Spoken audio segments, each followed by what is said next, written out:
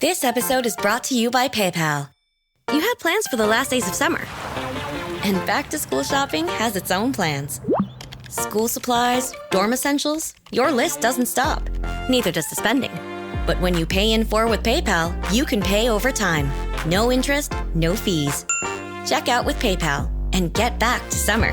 Subject to approval. Learn more at paypal.com/payinfor. PayPal Inc. NMLS 910457. Welcome to the No Guilt Mom podcast. I'm your host, Joanne Crone. Hello, my Lolas.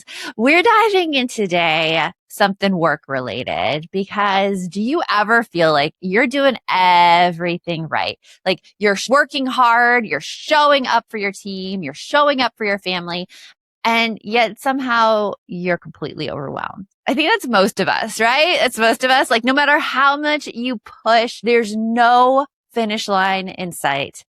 Today's episode, you're going to have a little new take on boundaries and how to actually feel like you're doing something and you're not pushing yourself to the edge every single day. We're getting into why high achieving women like yourself specifically struggle to protect your own time and your energy, and why nobody is going to respect your boundaries until you do. To do that, we're joined by Courtney Cecil. She is the founder of the Working Moms Movement, where she helps working moms go from stretched thin and stuck in their to-do list to in control and fully present for what matters in their career, their family, and their well-being.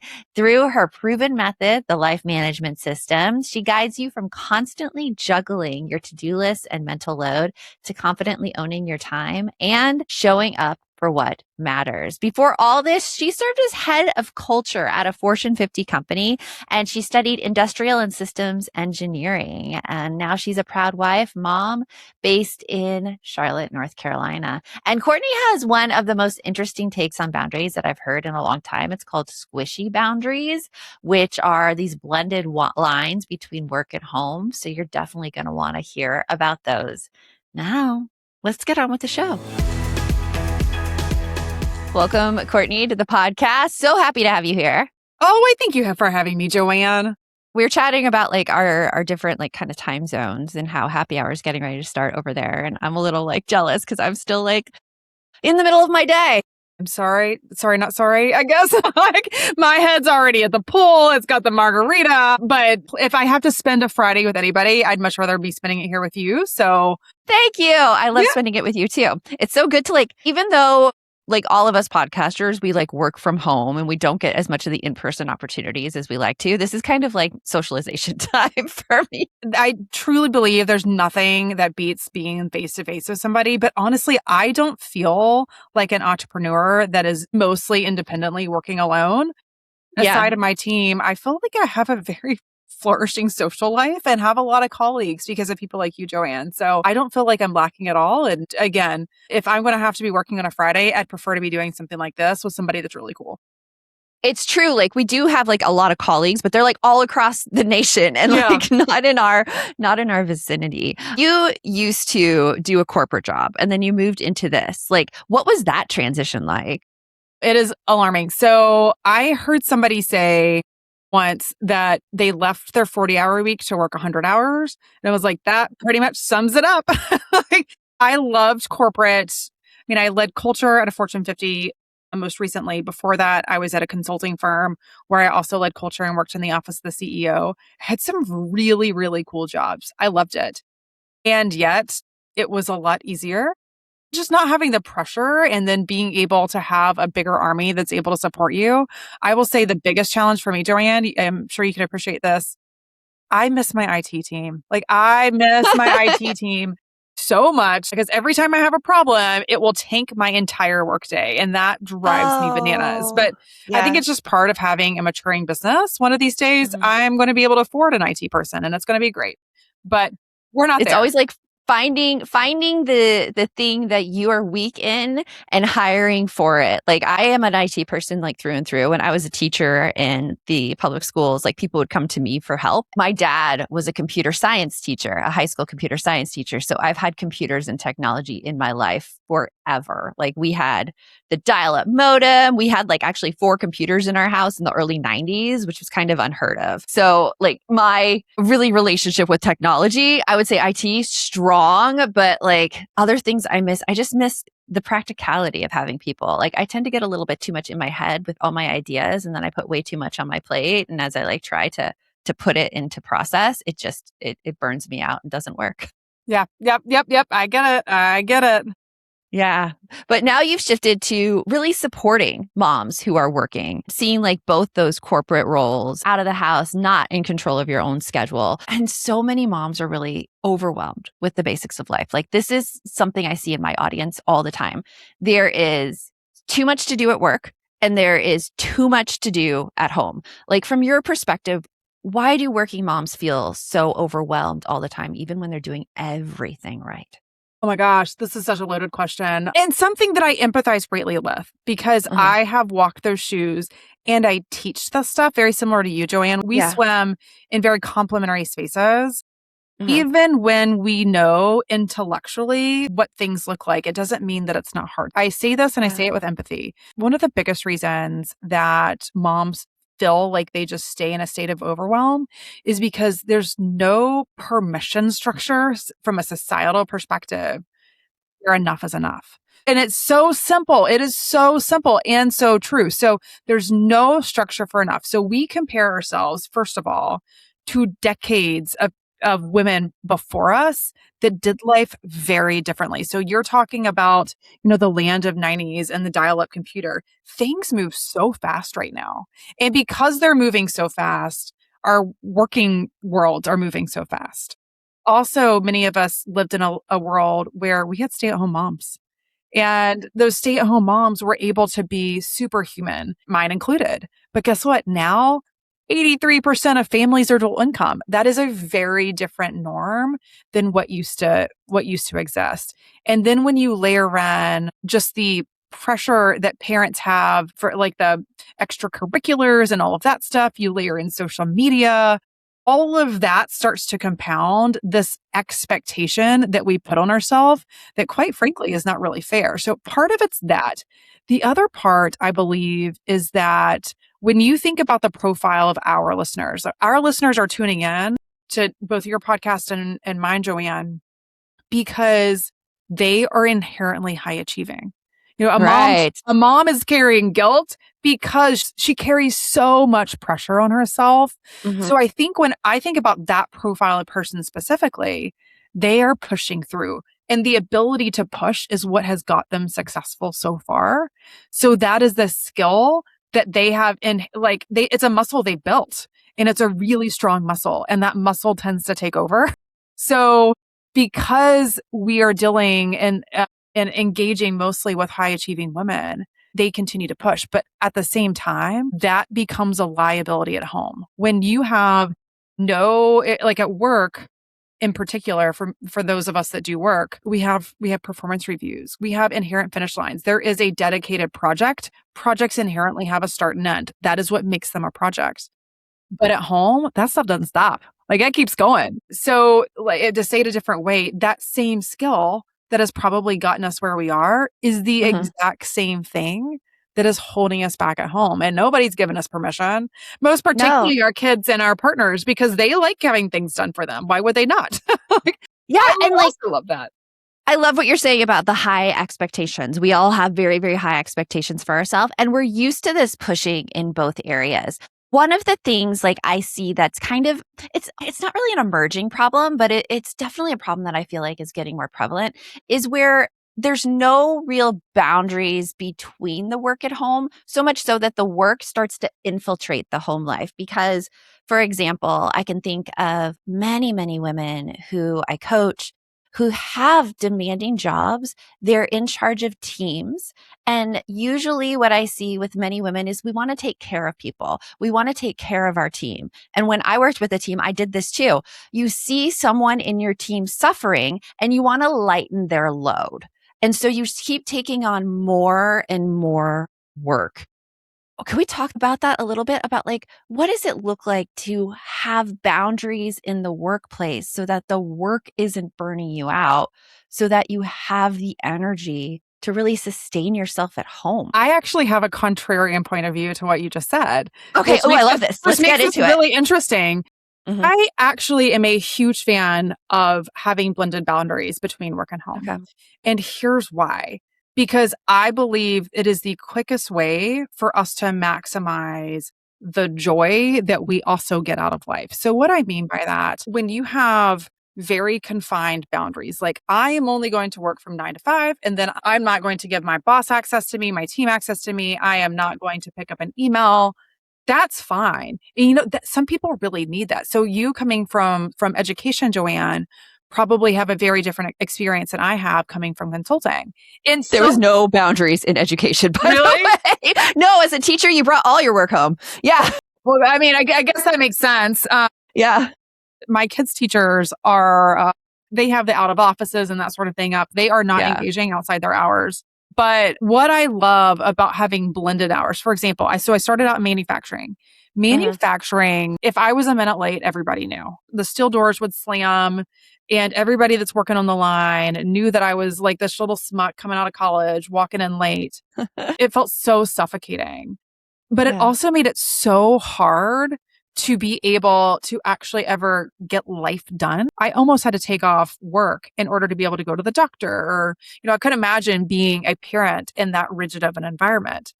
Right. Not all like non-structured jobs are that rigid, but there are many that are, that still have more confined boundaries to them, like a very confined start and end.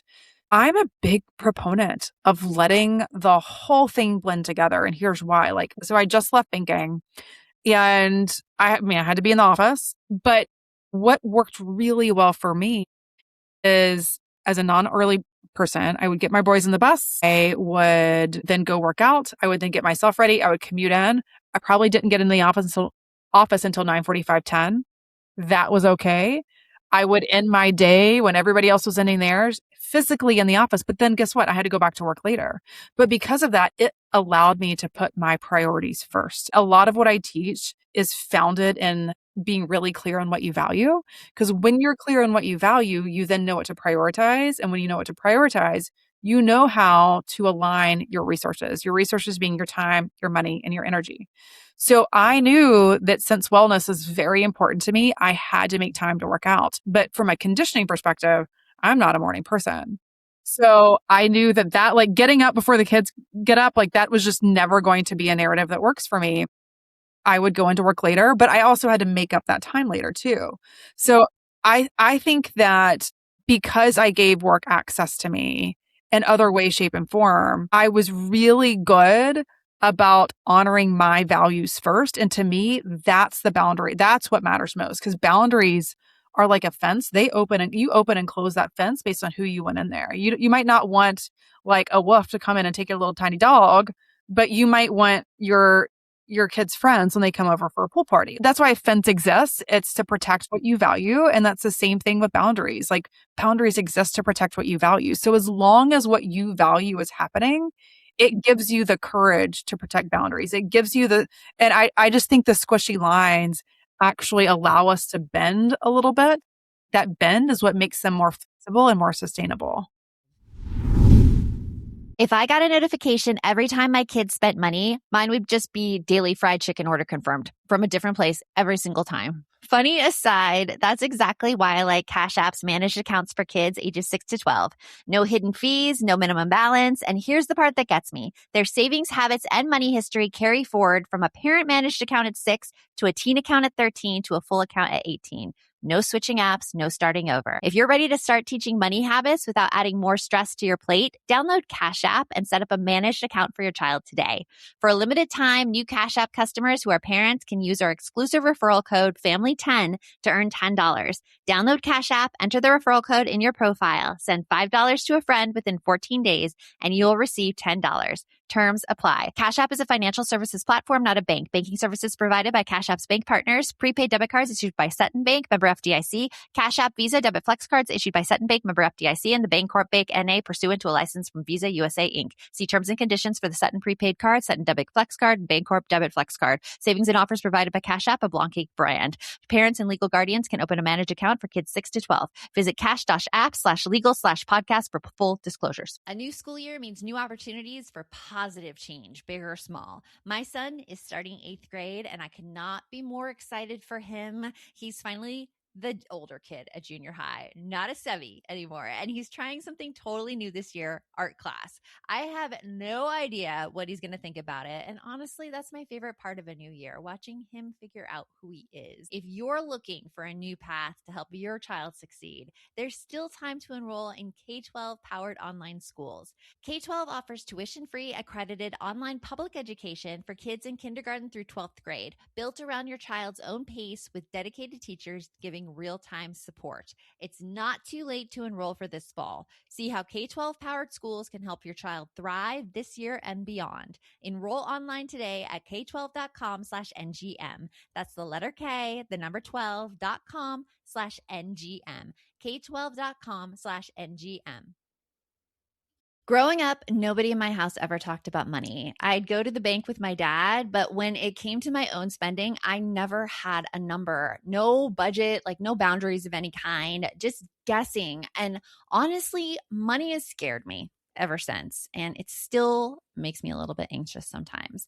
That's exactly why I started using Monarch. For the first time, I could actually see everything in one place. And I found out almost 15% of our income quietly going to stuff like I couldn't even name, nor could I remember what was purchased. Now I know where every dollar goes, and that anxious feeling has finally started to ease up. My favorite part is the AI weekly recap. It's like having a little financial advisor in your pocket, minus the judgment for my last Target run. Write your own money story with Monarch. Use code NOGUILT at monarch.com to get your first year of Monarch Core half off at just $50. That's 50% off your first year at monarch.com with code NOGUILT.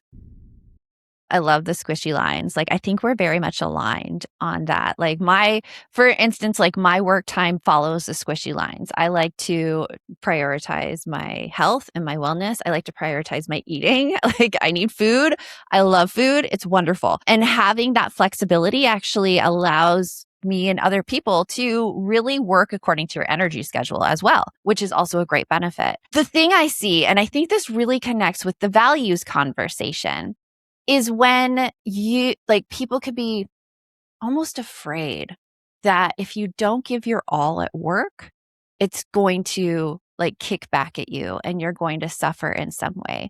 So I'm seeing this tendency not to say no to work projects or not to really communicate with higher ups about how much pressure is on you because of past experiences people have had with higher ups, like bosses who really don't listen to them or haven't support them or have burned them in the past. But then taking this tendency of not talking about it anymore after that burn and just taking on all of the work and shutting your mouth and accepting every project and everything your boss gives you. And I'm seeing that cause so much stress. Have you seen this tendency in other moms, other people, to just not be able to create those boundaries within the workplace so that the amount of work is sustainable and doable and doesn't burn the person out? Absolutely. And I think what's really important to understand, it's incumbent on us to actually manage that boundary for ourselves. So I often hear language, I'm sure you have too, is so-and-so doesn't respect my boundaries. Yes. Well, my friend, of course they're not going to. Why would they? Because you continue to let them.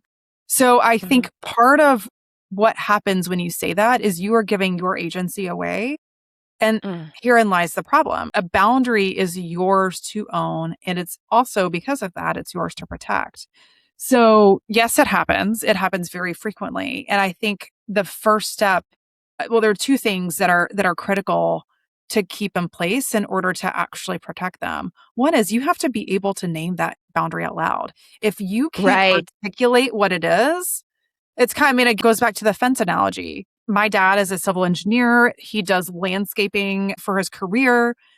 There are borders for a reason. Like, you know exactly where that boundary line is. The same thing needs to be able to exist for yourself. So until you can actually articulate it, you'll never be able to manage it. You will never be able to help communicate that to other people. What are some boundaries that like would be able to be like put in place at work? What are some like things that, you might be saying no to beyond the typical like time things? Like, I only work like this time to this time. Okay, so it's a great question. I think the first is being super clear on what you were hired to do. Okay. And as in, I am being measured at the end of the day for this bucket of work. And when you're really clear on what that bucket is, it empowers you to have a very different conversation with your boss. Because I promise you, it is absolutely impractical to not expect some of that work to roll downhill. It's going to happen. And you know Right. what? It will probably happen to our direct reports too. And that's okay. Boundaries, again, I really believe in squishy boundaries. It is what makes the world go round. It's a teamwork makes the dream work kind of mentality. However, when you are clear that that's the, what you're being measured by, ergo, what conversation you're going to be having at the end of the year, it allows you to have a very different kind of conversation. So when your boss comes to you and says, "Hey, Joanne, I would love for you to take on this thing," or "Hey, Joanne, I need you to take on this other thing," which is normally how that conversation goes. Like, "Hey, Joanne, I need you to pick this up." When your boss comes and has those conversations with you, you can say, "Okay, I got you. Here's what's on my plate right now. Which one of these is most important? So I'll know which one I can let drop."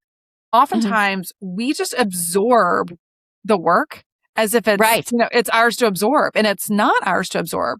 That's the work that your boss is being measured by, or his or her boss is being measured by. So somebody somewhere has shifting priorities, and that has an impact on you. But taking Yeah. it laying down is what's causing some of that boundary slippage, because you're not advocating for yourself. You are continuing to absorb for other people. That wasn't contractually what you agreed to ever take on. So I Yeah. think a lot of it shows up in in what we're being measured by, and the workload that we continue to let pile onto us because we haven't yet found either the language or the courage to have the conversation regarding, "Hey, those feel like your priorities, not what my priorities are supposed to be. Help me rewrite the script. Like, where did I go? How can I change the set of workload that is now currently on my plate? Because this is not practical." Yeah. Oh, this is so good because, like, what do you do when you have a boss that has shifting priorities? And I have to say, like, straight out, I have been that boss who has shifting priorities as I like learn to manage. And I have made that mistake of not being very, very clear with my team members, of being like, this is the work that you're in charge of, because like my focus was just all over the place. What, as like a team member, can you do if the person above you is just all over the place? Yeah. Well, first of all, I think recognizing this is a lot of executive functioning, coming from the culture space that I teach. I think the very first question that I always ask is, where does the sponsorship sit for this item? I'm an idea person. It's part of what makes me Uh-huh. like just made for entrepreneurship. I'm a get shit Yeah. doner. I'm a visionary. I'm a strategist. It sounds like you operate very I am the similarly, same. Joanne. Mhm. And because of that, we have a lot of ideas. That doesn't mean all of them carry weight. All of those ideas are probably all good ideas, but they're probably not prioritized. And if you think about Mhm. a real strategy has priorities. If you think about priorities, there are winners and losers. It's Mhm. something is not an actual priority if everything is quote unquote a priority. So the very first question that I would recommend somebody ask their boss is, hey, where does the sponsorship sit with this? Like, it might be a great idea, but that doesn't mean that it's a great idea right now. What does that mean? Where does this sponsorship sit with us? Yeah, where does the sponsorship sit? Because if it has real sponsorship, if the leadership team is asking for it. Okay. So like who's like asking for it? Yes, exactly. Yeah. Exactly. Who is asking for it? Who says this is important enough to get our time and energy? It might still be a good idea. It's just not a good idea right now. Or it might be a good idea right now in lieu of doing this other thing that once upon a time we said it was a priority. But then you have to ask the bold question, okay, I'm just going to call a timeout. I'm going to play this back to you, boss. What I hear you saying is that the sponsorship for this great idea comes from the head of our function. So, okay, it needs done. It's a priority. What are we willing to give up? What is not as important right now? What can be deprioritized in order to create space for this? Because I want to make sure that knowing the head of our function is asking for this, that we do a bang up job because I want to make you look good. You're not deflecting responsibility. You're saying, hey, I'm so responsible that I'm going to protect this one thing that's supposedly a priority to make sure this thing gets breathing room. If I got a notification every time my kids spent money, mine would just be daily fried chicken order confirmed from a different place every single time. Funny aside, that's exactly why I like Cash App's managed accounts for kids ages 6 to 12. No hidden fees, no minimum balance. And here's the part that gets me. Their savings habits and money history carry forward from a parent managed account at 6 to a teen account at 13 to a full account at 18. No switching apps, no starting over. If you're ready to start teaching money habits without adding more stress to your plate, download Cash App and set up a managed account for your child today. For a limited time, new Cash App customers who are parents can use our exclusive referral code FAMILY10 to earn $10. Download Cash App, enter the referral code in your profile, send $5 to a friend within 14 days, and you'll receive $10. Terms apply. Cash App is a financial services platform, not a bank. Banking services provided by Cash App's bank partners. Prepaid debit cards issued by Sutton Bank, member FDIC. Cash App Visa debit flex cards issued by Sutton Bank, member FDIC, and the Bancorp Bank NA pursuant to a license from Visa USA Inc. See terms and conditions for the Sutton prepaid card, Sutton debit flex card, and Bancorp debit flex card. Savings and offers provided by Cash App, a Blanc Cake brand. Parents and legal guardians can open a managed account for kids 6 to 12. Visit cash-app/legal/podcast for full disclosures. Growing up, nobody in my house ever talked about money. I'd go to the bank with my dad, but when it came to my own spending, I never had a number, no budget, like no boundaries of any kind, just guessing. And honestly, money has scared me ever since, and it still makes me a little bit anxious sometimes. That's exactly why I started using Monarch. For the first time, I could actually see everything in one place. And I found out almost 15% of our income quietly going to stuff like I couldn't even name, nor could I remember what was purchased. Now I know where every dollar goes, and that anxious feeling has finally started to ease up. My favorite part is the AI weekly recap. It's like having a little financial advisor in your pocket, minus the judgment for my last Target run. Write your own money story with Monarch. Use code NOGUILT at monarch.com to get your first year of Monarch Core half off at just $50. That's 50% off your first year at monarch.com with code NOGUILT. A new school year means new opportunities for positive change, big or small. My son is starting 8th grade, and I could not be more excited for him. He's finally the older kid at junior high, not a Sevi anymore. And he's trying something totally new this year, art class. I have no idea what he's going to think about it. And honestly, that's my favorite part of a new year, watching him figure out who he is. If you're looking for a new path to help your child succeed, there's still time to enroll in K-12 powered online schools. K-12 offers tuition-free accredited online public education for kids in kindergarten through 12th grade, built around your child's own pace with dedicated teachers giving real-time support. It's not too late to enroll for this fall. See how K-12 powered schools can help your child thrive this year and beyond. Enroll online today at k12.com/ngm. That's the letter K, the number 12.com/ngm. k12.com/ngm. Yeah. So I want to hear like the what not to say with it, because you gave a great thing. Like, here's how to present it to your boss. But I know like sometimes that doesn't get communicated very clearly. Like, what as like a team member should you not say to your boss when you're in that situation? it's not so much what you shouldn't say as much as you shouldn't accept it.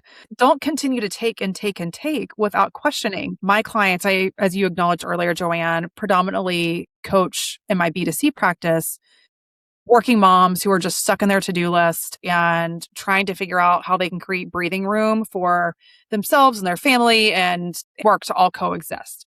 So one of the things that I do with my clients is I host a quarterly mastermind. So that way, anybody who goes through the program can always participate in that really deep, heavy boundary related conversation.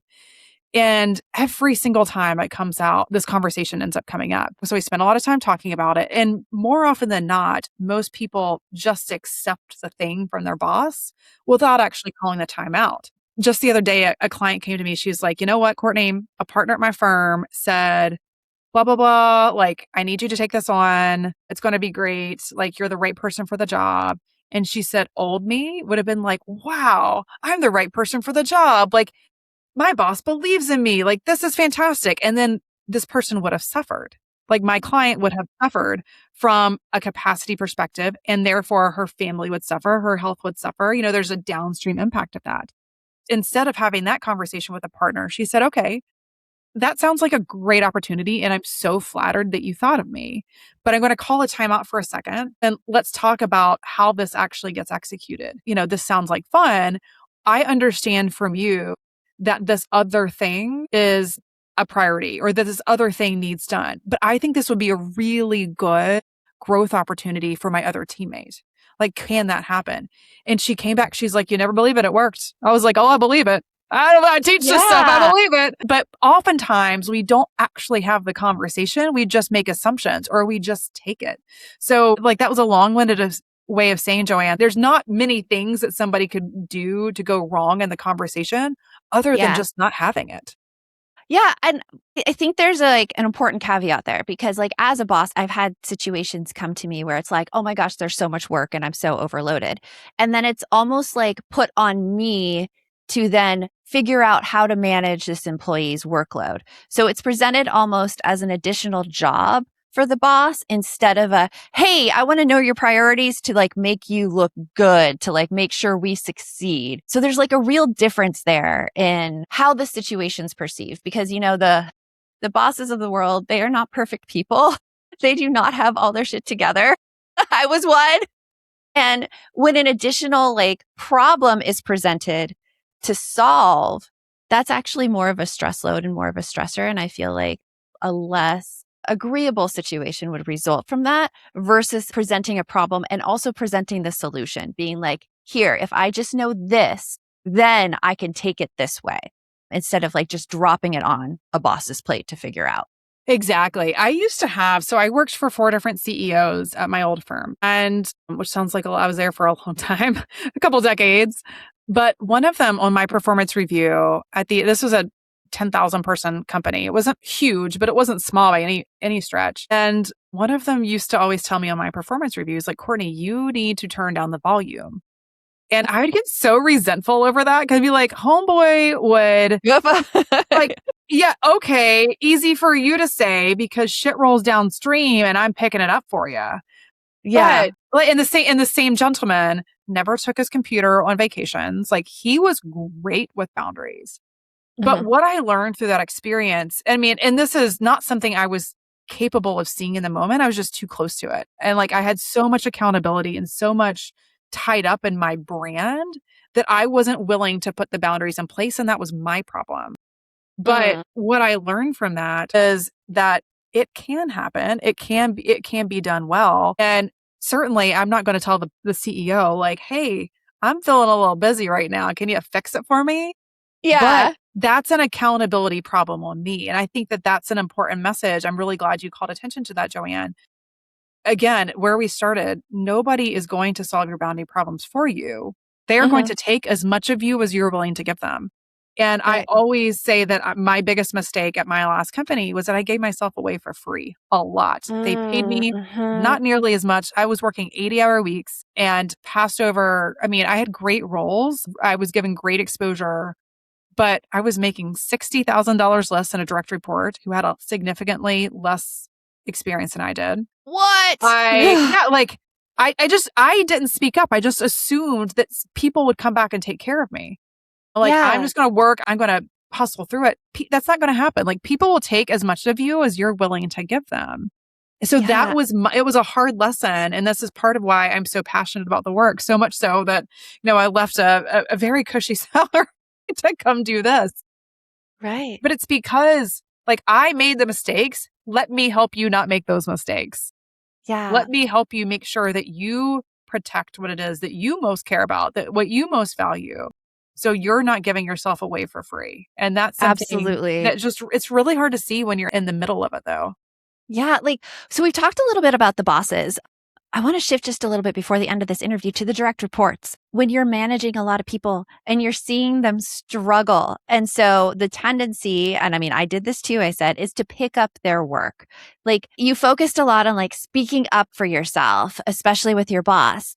How do you really make sure that your direct reports are doing the work that they are capable of and you're setting boundaries as a boss without taking on additional workload that they could possibly do if the right conversation was had?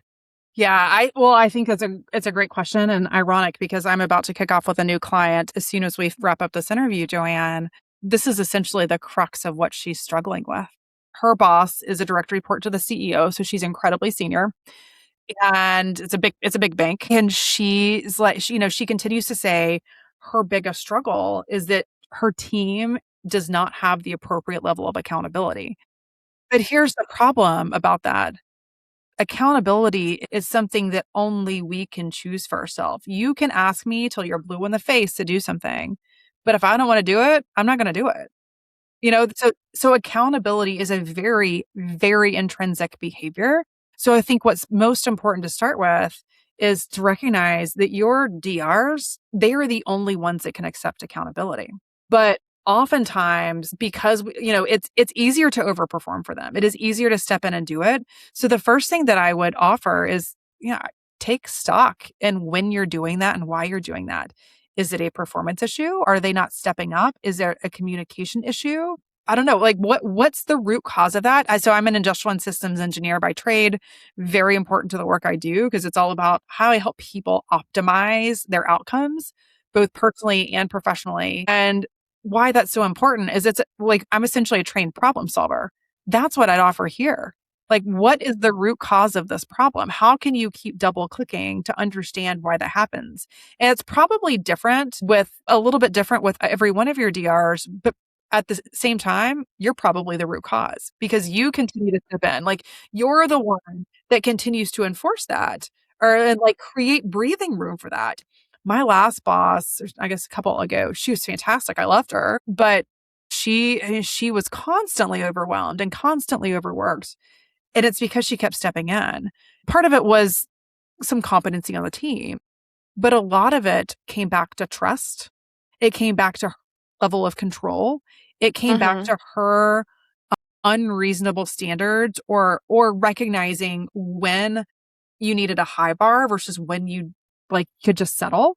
So I think it wasn't just the direct reports. It was a little bit of how she showed up too. To me, we kind of started here around just the permission to let go and knowing what good enough is. Oftentimes, if you find yourself continuing to step in, yeah, of course, it might be you're overperforming some for your team. Like that absolutely could be it. But oftentimes it still goes back to you. Like, you don't trust them. Your standards are unreasonable. Like, there's a difference between putting a package out to a board, a public board, and something that's just being elevated to your boss. Like, do both of those need to look perfect? Probably not. It's probably sitting in something like that. It's this circular conversation we kind of had because we're back at the high expectations. And what I'm hearing from you is that a lot of the problems that come in the working environment, especially when you are managing direct reports, is you have such high expectations for it that if it's not done up to your high expectations, you take it on yourself, which shouldn't be the case. It should just be like, okay, here's how I expect it to be done. And then allow your direct reports to do it. Now, I say this as someone who has done the exact opposite, Courtney. I have absolutely been that person who's like, nope, not good enough. Okay, da-da-da-da-da. And I could learn from that experience and see now how I should change. So anyone listening right there who they may see themselves a little in this, don't worry. Like I am right there with you. And it's only through having these conversations and the awareness that they bring does change happen. So Courtney, thank you so much for joining us and telling us about these boundaries and these conversations that we can have in the workplace to manage our own workload so that it doesn't filter down into our home life. And for everyone out there, what's the next step you want them to take to find you? The simplest thing is come find me on Instagram. So you can find me at Working Moms Movement. My website, same thing, workingmomsmovement.com. But I think just giving me a follow there would allow me to directly engage. I'm very active on Instagram, not necessarily in posting anything but my stories, but just being able to like pick up a conversation and get to know people, because that helps inform the content that I have on my podcast. It's the life management system for working moms, but it helps inform that. It helps me just really be able to pour into this community. And Joanne, I just appreciate the willingness to have this really meaningful conversation with you. I feel like boundaries are at the crux of burnout for most women because we haven't learned how to put them in place. Our perceptions for ourselves and the brand that we try to build for ourselves is so lofty. But I think being able to just create the breathing room for us is what makes the whole thing sustainable and fun. Absolutely. Absolutely. So everyone listening, look at your boundaries, look at how you are showing up and examine those expectations for yourself. And remember, the best mom is a happy mom. Take care of you. And I'll talk with you later. If you'd like to support the show further, you can share episodes with your loved ones, leave a positive review, or follow us on social media at No Guilt Mom. You could also show your love by visiting our amazing podcast sponsors. We have a link in the show notes.